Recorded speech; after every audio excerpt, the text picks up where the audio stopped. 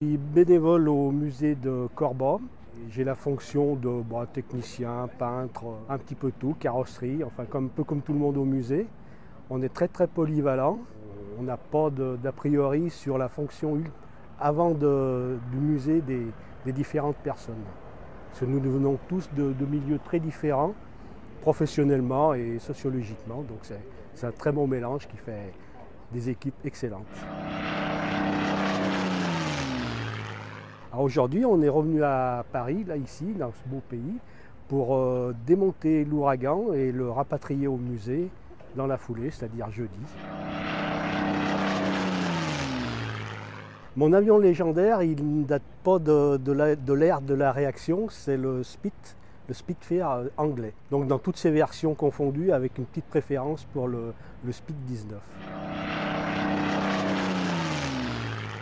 Quand j'étais gamin, c'était les premières silhouettes sur les boîtes de Banania, après les albums de Tanguy et la Verdure, Buck Danny, puis les maquettes, et puis après les meetings quand j'ai eu l'âge de conduire. Et puis à la retraite venant, j'ai voulu aller un petit peu plus loin et j'ai découvert le musée OLC par des amis. Et puis depuis, voilà, c'est des montages, c'est super.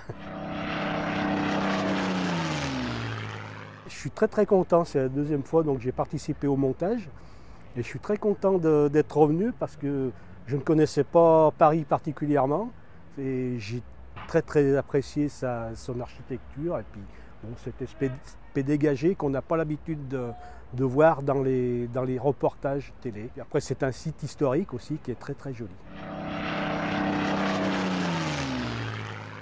C'était surtout au démontage, peu ont participé à son remontage quand on l'a reçu au musée. Donc on a eu un petit moment de découverte et le plus gros problème qu'on a eu, ça a été pour rentrer les trains. Parce que on n'a pas tout le matériel et il a fallu improviser un petit peu.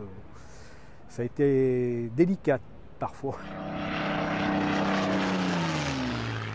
Je suis très content de pouvoir toucher des avions, des vrais avions, que ce soit anciens, actuels. C'est l'expérience de l'aéronautique à un niveau un petit peu supérieur et surtout le travail en équipe. C'est vraiment très enrichissant. Je les encourage à continuer à lire. Ceux qui sont plus pointus dans le secteur de l'aviation, qui mettent encore plus d'articles pour relater les vrais comportements, la vraie vie de l'aviation. Voilà, des pilotes, des mécanos, voilà. Et puis alors merci aux FANA parce que tous les mois c'est un vrai régal.